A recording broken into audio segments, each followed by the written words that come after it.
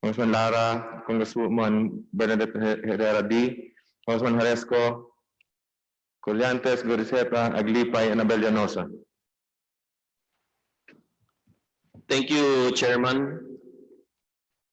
We had invited Solicitor General Jose Calida to deliver the opening statement of those opposing the franchise application of ABS-CBN.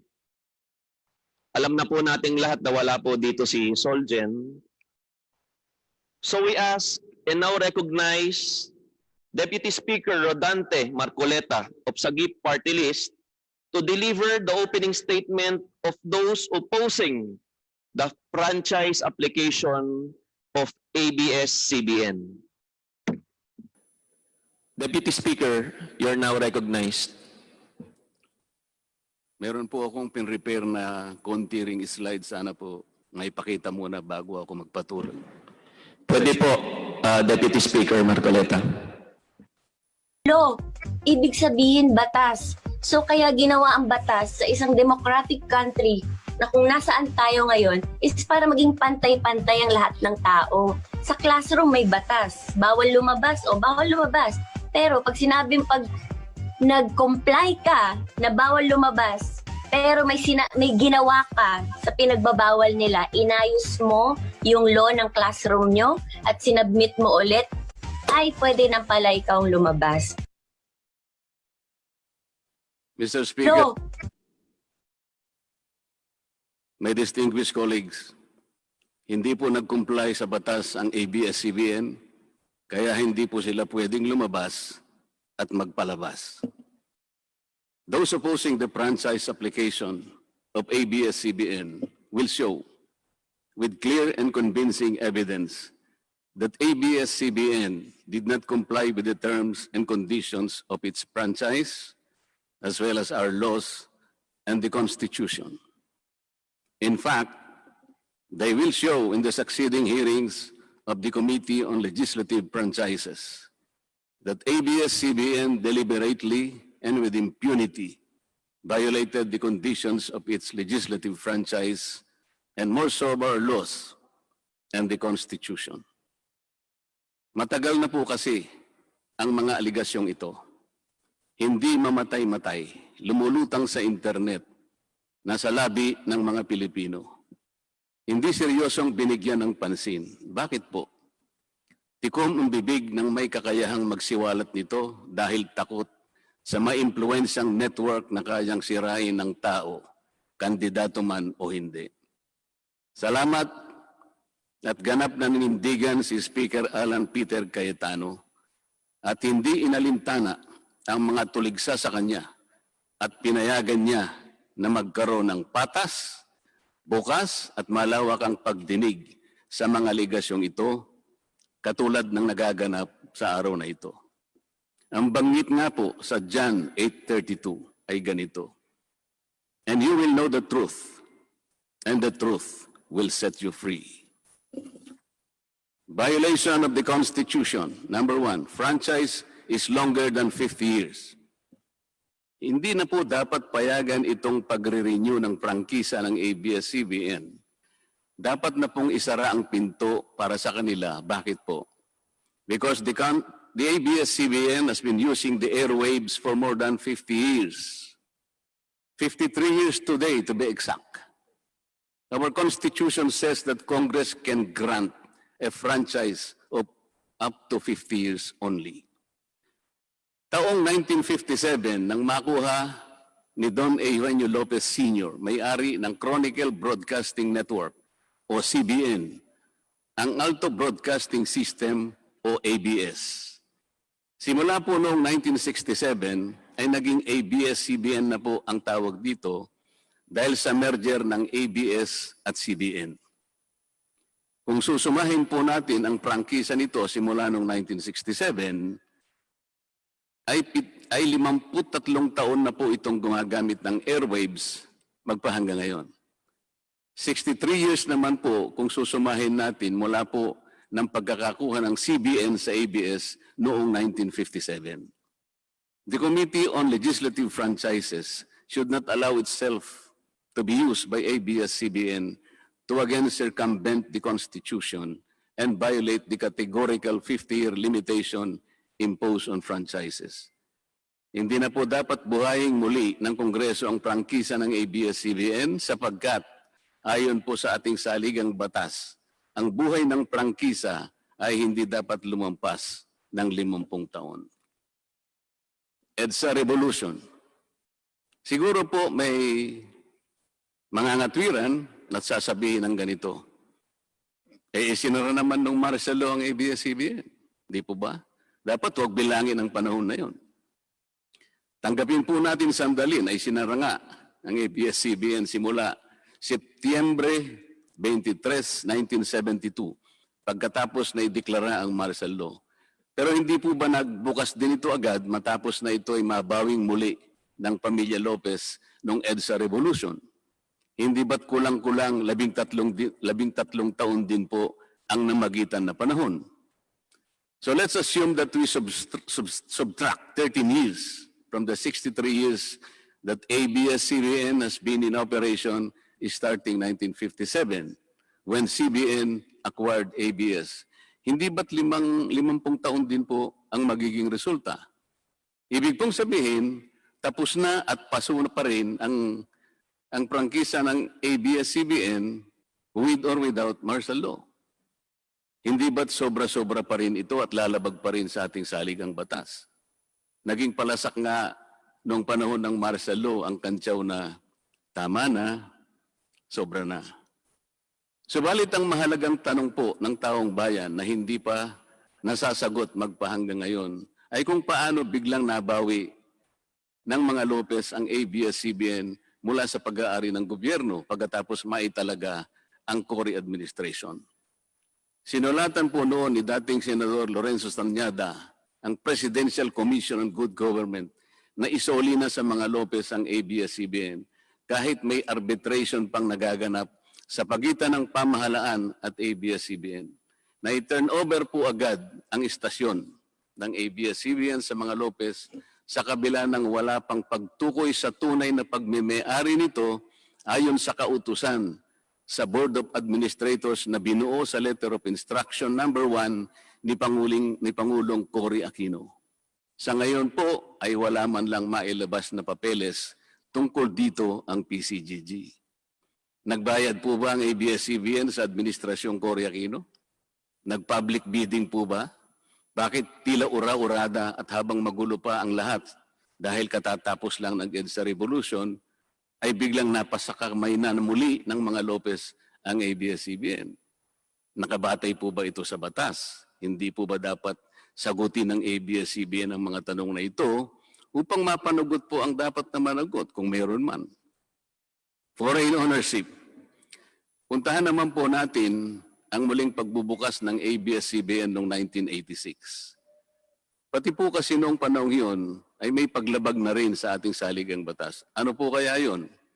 Dahil Amerikano at hindi Pilipino ang may-ari at namahala sa ABS-CBN, na mariing ipinagbabawal ng saligang batas. Congress should deny the franchise application of ABS-CBN for its clear violation of the Constitution, requiring 100% Filipino ownership and management of mass media companies. ABS-CBN's former president, Mr. Eugenio Gaby Lopez III, was an American citizen when he took the helm of the company in 1986 as director, then president, and then chairman in the later years. It was only in 2000 that he petitioned for recognition of Filipino citizenship and was issued a certificate of recognition as a Filipino citizen in 2002. At kahit sabihin po natin wala na ngayon sa management ng ABS-CBN si Ginoong Gaby Lopez, nagpatuloy pa rin ba sa paglabag sa saligang batas ang ABS-CBN? Opo. Dahil magpahanggang ngayon ay nagbebenta pa po sila sa mga banyaga, mga hindi Pilipino, ng pag-aari o ownership rights ng ABS-CBN. Through an intricate web of corporate layering, ABS-CBN lets non-Filipinos to own its common shares through the issuance of Philippine Depositary Receipts o PDRs. In September 1999, the ABS-CBN Holdings Corporation offered 132 million Philippine depositary receipts underlying the 132 million common shares of ABS-CBN. Immediately prior to the closing of the PDR's offering, Lopez Incorporated, the main stockholder of ABS-CBN Corporation, transferred 132 million ABS-CBN shares to ABS-CBN Holding Corporation, its alter ego. With the many rights afforded to the holders of these PDRs, most of whom, if not all, are foreigners, ABS-CBN Corporation virtually allowed these foreign holders beneficial ownership and potential voting rights. This is a circumvention of the strict foreign equity restriction imposed by the Constitution on mass media companies. Quite obviously, the ABS-CBN PDR instrument, a creative financial mechanism, is being used as a subterfuge to indirectly own the underlying ABS-CBN shares of stock. Violation of workers' rights under the Constitution. ABS-CBN violated the rights of its own workers. It denied them their just share in production as required by the Constitution. It committed unfair labor practices, which consequently denied its employees the benefits required by law to be provided to all employees. Isang halimbawa po dito ay ang asunto na isinampa ng halos 100 o mahigit sa 100 manggagawa ng ABS-CBN sa National Labor Relations Commission o NLRC dahil sa pagtanggal sa kanila dahil sila raw ay mga talents lamang at hindi mga regular na empleyado. Nanalo po ang mga manggagawa sa NLRC at maging sa Court of Appeals. Bakit hindi na lang nila sinunod ang hatol at umapila pa ang ABS-CBN sa Korte Suprema? Ito ba yung sinasabi po kanina sa opening salvo na ang pagmamahal sa kanilang kapamilya ay ganun na lamang? Mali naman po yata na sabihin ng ABS-CBN na lampas sa 11,000 ang mga empleyado nito dahil kung ito po ay masusi nating iimbestigahan, may 2,661 at isa lamang. 2,661 ang mga regular na empleyado nito. Ang karamihan po o mahigit na 8,500 na kawani ng ABS-CBN ay tinagurian nilang independent contractors or talents, project workers at contractuals lamang kahit na pang-regular na empleyo ang trabaho nila. Ayon po sa ating labor code, kapag pang-regular ang tungkulin ng isang manggagawa, dapat siyang gawing regular employee. Hindi dapat contractual. Hindi dapat independent contractor, talent, o kaya'y project worker lang. Malinaw na labag sa batas ang ginagawa ng ABS-CBN. Sana ay ibalita rin po ito ng TV Patrol upang mabunyag ang libo-libong endo sa kanilang bakuran. ABS-CBN has not regularized its contractual workers and talents despite performing the functions of regular workers. It even forced some of its workers to sign employment contracts containing waiver of the right to regularization. And those who refuse were unceremoniously terminated from work. ABS-CBN has subcontracted most of its production work to subcontractor production companies, despite the fact that production is directly related to its core business. These production entities are paid minimally, whose workers obviously get lesser benefits and take-home pay compared to ABS-CBN's regular employees. And yet, the profit generated by ABS-CBN from its independent production companies appear greater than its expenses, especially those expenses that are even deductible for income tax purposes. Kung kaya't hindi po may kakaila sa publiko na napakarami ng labor cases na hinarap at haharapin pa ng ABS-CBN. Ang masaklap pa po dito ni hindi nagbibigay ng contribution ang ABS-CBN para sa benepisyo ng kanilang mga empleyado. Dahil po sa 2,661 lang ang regular employees nito, Ang mga ito lang ang may benepisyo. Ang iba po na mahigit 8,500 na nagtatrabaho sa ABS-CBN ay wala po ni katiting na government mandated benefits na natatanggap katulad ng SSS, PhilHealth o kaya Pag-ibig. Kanina po sa opening salvo, narinig po natin na ang kanila pong isinasangkalan ay yung kanila pong mga kawani, mga manggagawa. Ang kongreso pong ito ay nakikidalamhati. Nalulungkot din po. Bakit naman po hindi? Kung pwede po nating ipaghalimbawa, sandali lamang po, ang ABS-CBN sa isang jeepney driver. Alam po niya na wala siyang prangkisa. Nagsakay po siya ng napakaraming pasahero. Yung mga pasahero naman po, bago sumakay doon, hindi naman niya tatanungin sa driver, Mamang chopper, kayo po ba ay may prangkisa? Yung rota po ba ninyo, pinapayagan yan? Wala pong nagtatanong na ganoon kasi mabilisan eh. Pare-pareho pong nagmamadali. Ano pong masita siya ng LTFRB? Gagamitin po ba nung driver na yon o nung taxi driver na yon o yung bus operator na yon?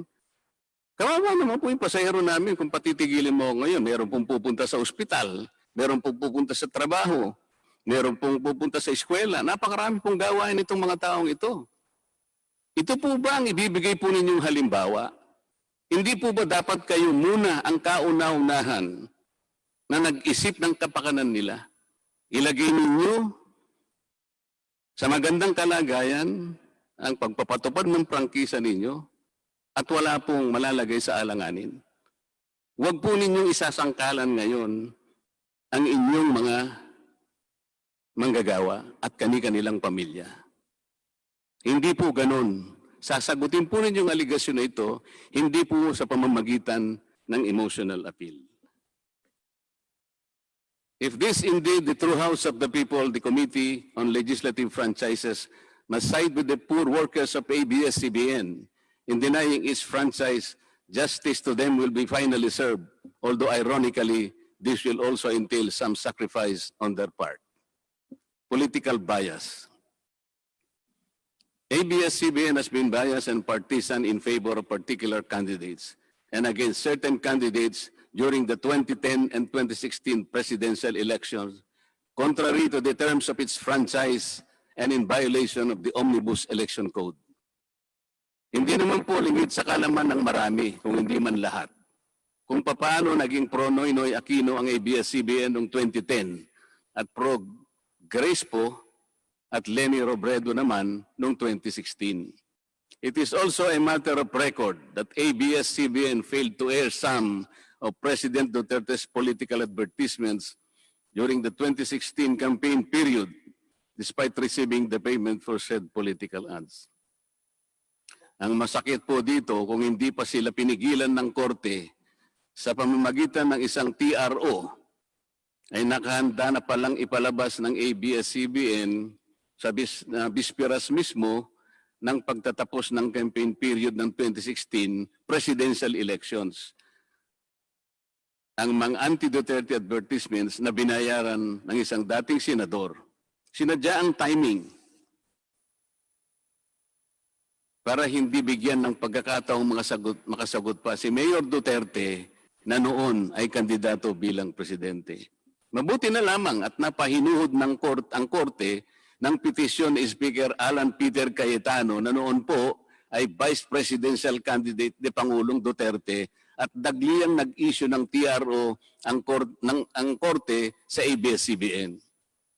It is now a public knowledge that President Rodrigo Duterte and Speaker Alan Peter Cayetano expressed their disappointments over ABS-CBN's unfair reportings and meddling in previous elections. For those opposing the franchise application, hindi na po dapat payagan ng ABS-CBN na muling pakialaman ang politika sa ating bansa. Panahon na para ang taong bayan ang pumili ng mga namumuno na gusto nila at hindi ang napipisil ng ABS-CBN.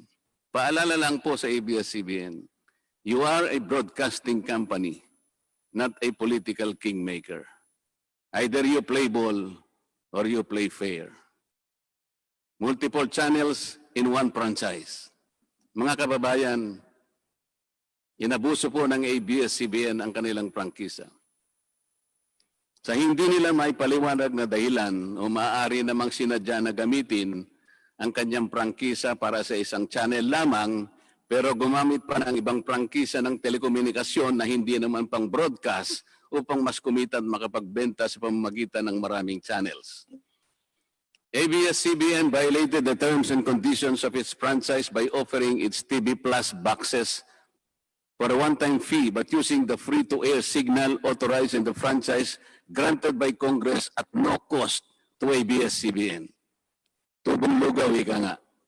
But this practice of ABS-CBN without permission from Congress or the National Telecommunication Commission is killing the cable industry, which depends on monthly based subscription of its clientele.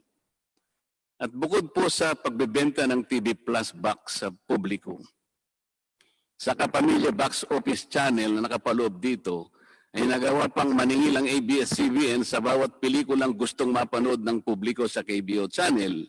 Ibinenta na nga ang TV Plus box, ibinenta pa rin ang mga palabas na pwedeng mapanood sa TV Plus box. Dobleng tubong lugaw na po ito. Hindi po saklaw ang mga ito sa prangkisa na ipinagkaloob ng Kongreso sa ABS-CBN.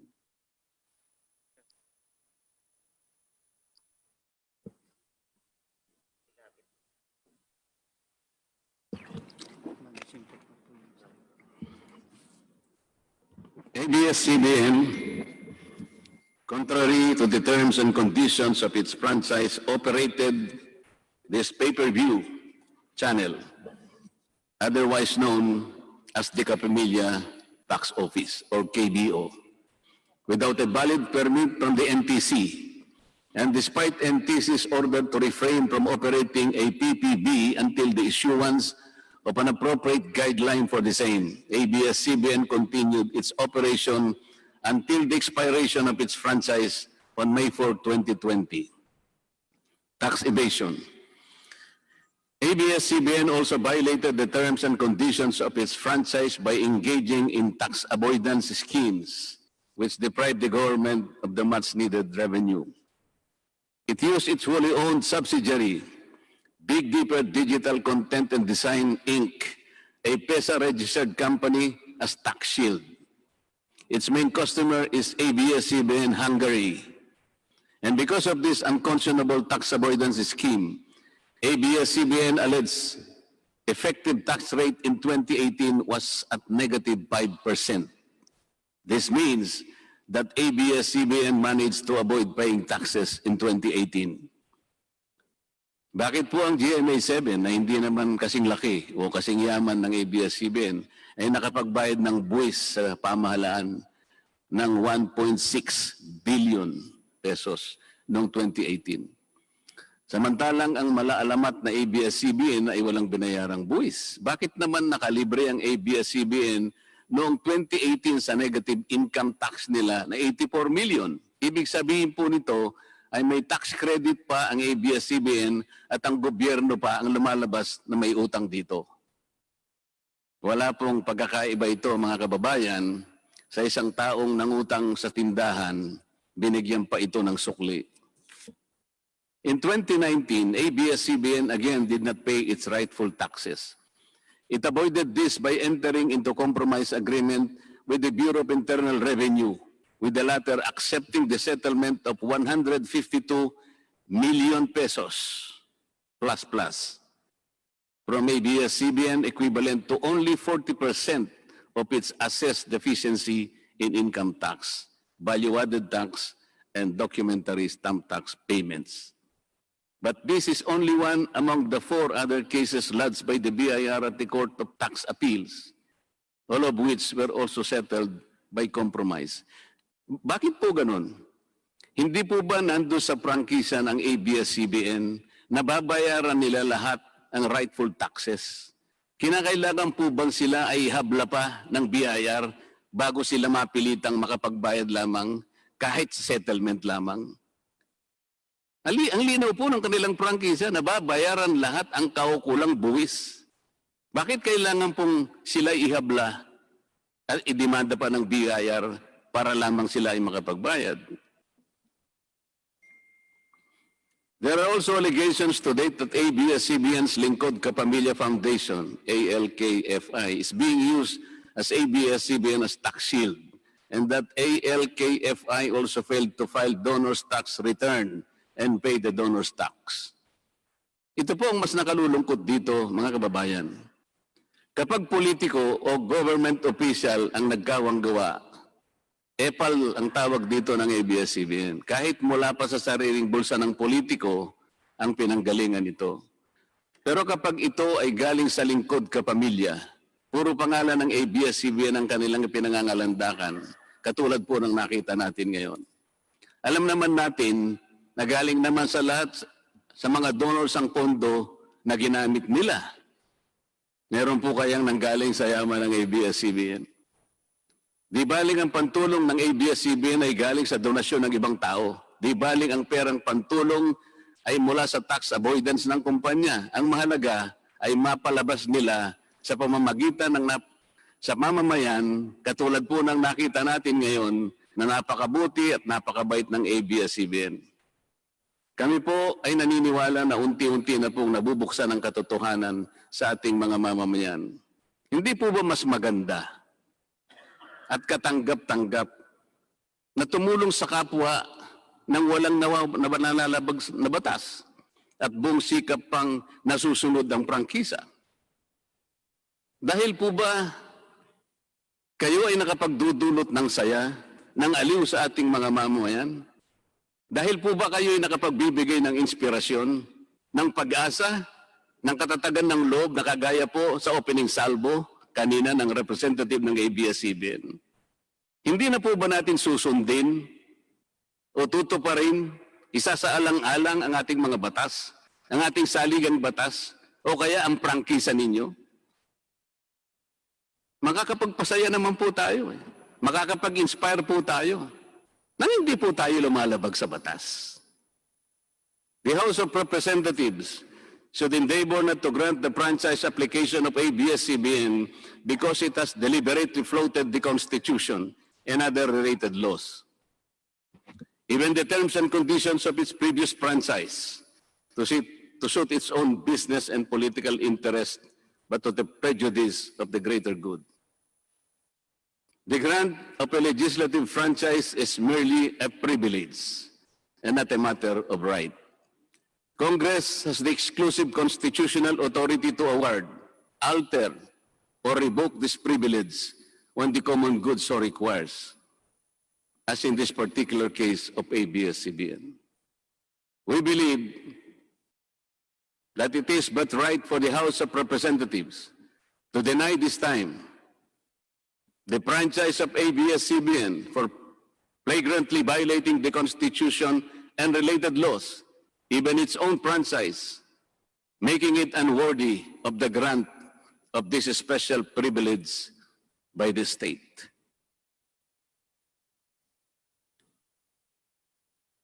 Alam mo kung sino lang ang pinakamatinding magiging kalaban ni Cardo? Sino? Nako, kabahan ka kay si Cardo. Ang pinakakalaban ni Cardo. Sino? Feeling ko si Kiboloy. Yung nagpahinto ng lindol. Si Kiboloy lang ang magpapahinto ng probinsyano. Abangan nyo yan. Oh. So inahamon kita Kiboloy, pahinto mo nga ang probinsyano. Napahinto mo pa lang lindol eh. Apakayabang nyo pala eh. Sabi niya daw, stop. Sige nga, punta kang gitna ng EDSA, stop mo yung traffic doon. Stop.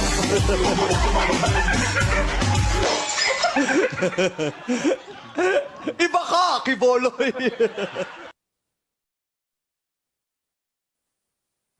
Kailan mo ba gustong mapa-stop ang probinsyano? Ikaw, magpili ka. Kailan mo gustong i-stop? 1 buwan, 2 buwan, 3 buwan, 4 na buwan? Ikaw.